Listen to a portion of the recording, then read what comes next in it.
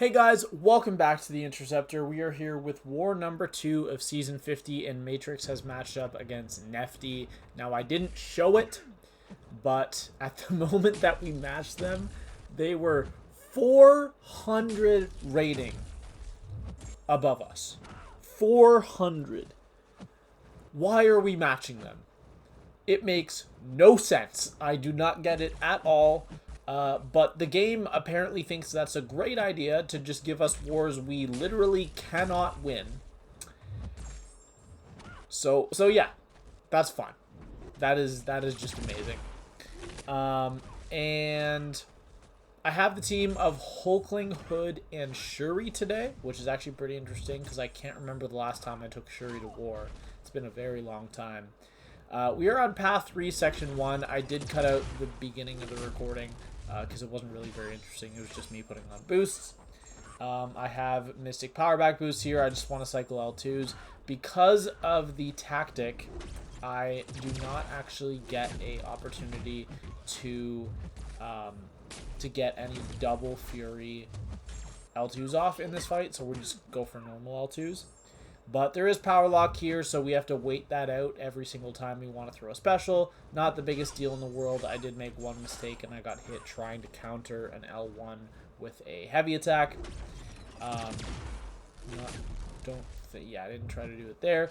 And then here we go for another L2. The fight does go down. But, like, we just don't have a chance to win this war. We knew the second we matched them. Like, we'll try, but it's just not happening. And the next fight is another Hulkling fight. I actually have 3 Hulkling fights this war, my first 3 fights. And this is a rank 3 7-star Venom. So the first one was a rank 3 Omega Sentinel, which is a unique rank up, we'll say. She's not bad, but she's definitely very, very far past her prime. And Venom, pretty straightforward. Until he gets an armor up, he is not going to be special locking us. This node does have increased damage based on the number of buffs, so I don't want to get hit, because if I get bled a few times, I can just get fully nuked, which I do not want. So here I'm going to wait for him. I'm going to make him dash back, and then I'm going to throw this L2. Unfortunately, there, during my L2, he does trigger a armor up, lands stand-up intercept, so now I have to wait for that power lock to go away. Hulkling is immune to power steal or drain, whatever it is. I don't know what this node is. Whatever it is, he's immune to it, but he's not immune to special lock. So here we're just going to wait out the L2. Oh no, we're not going to wait out the L2, or sorry, the special lock to throw my L2. He's just going to go down. So that's pretty easy.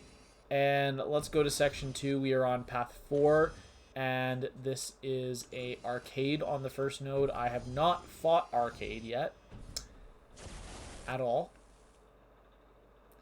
but we're going to learn here. And it actually goes really, really well. I'm going to throw on an invuln boost. The invuln boost was not for this fight. It was for the next fight, because I wasn't really worried about arcade here. I was more worried about the next node, which is going to be a Negasonic teenage Warhead. Is that how you say her name? I honestly forget. She has such a long name for no reason. Of course, he is tactic, so we're just going to hit into the block. Pretty much the entire fight, just build our power. Here we're going to hit a heavy attack just to get him to block even more, and also heavy attacks are kind of smart to use in when you don't have a tactic champion. Here we're going to hit into the block some more, just trying to gain power faster than he can. I am going to let him throw a special, but I'm only going to let him throw one special the entire fight. That's just mostly for safety. He is going to go L1. Sorry, unblockable. I don't know what I was trying to say there. He is going to go unblockable, but it's not really the biggest deal because he didn't really do any damage to us.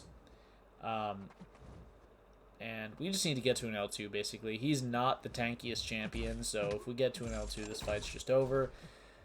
There, I didn't know he could get a steadfast. I did know he had a chance to auto-block me, but I thought that since I was unblockable, I'm fine.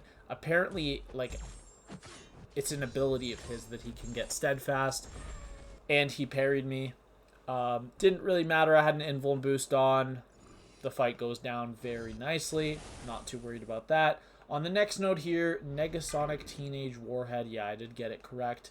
This is a fight with Shuri. Pretty straightforward matchup. I just need to bait heavies and counter it with my heavy to deactivate the evade. And then she doesn't really do anything annoying on defense. She's not going to trigger any debuffs on me, so she's never going to go unblockable.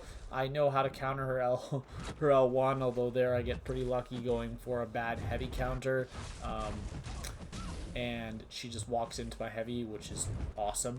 But we're going to go for an L1 as soon as we remove the power sting by getting to a combo of 10.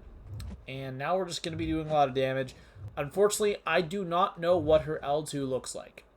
And I also don't know if it triggers any debuffs. So I'm just going to bait L1. I'm just going to be patient in this fight. Give her some time.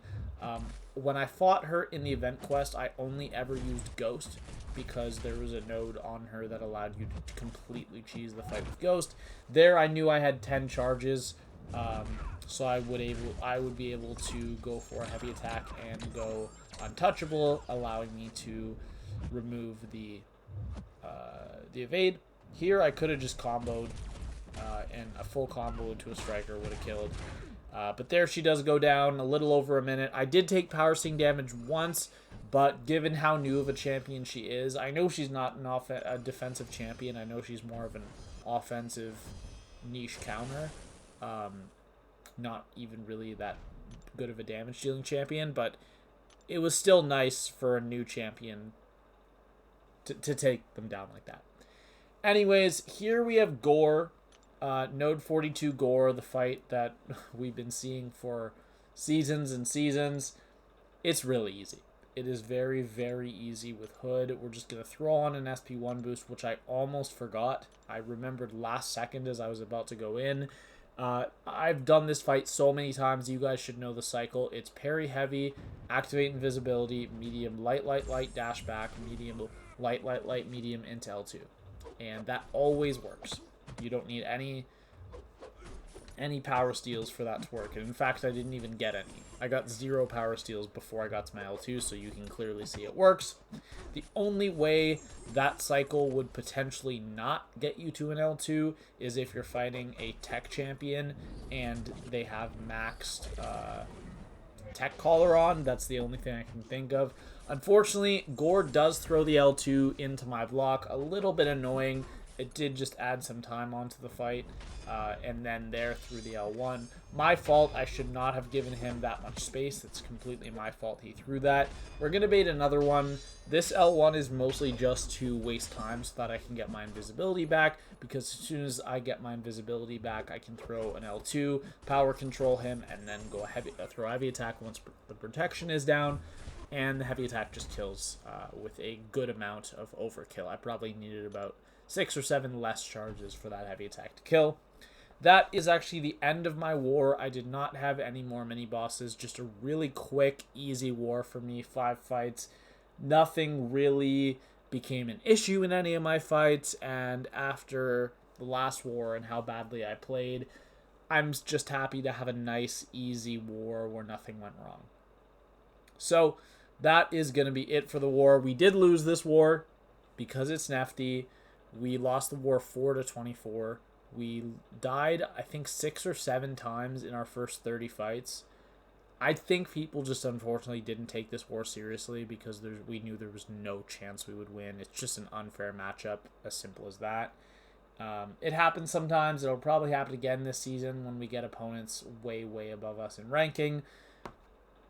Again, it just happens, and you just have to deal with it. We are now 1-1 on the season, and my death total is at 1 from the first war, and my PSR after this war is now at 12 out of 13 fights soloed, which is a 92% solo rate, and my deathless streak is up to 8 fights. That's going to be all for today. I hope you all enjoyed, and I will see you all in the next video. Bye.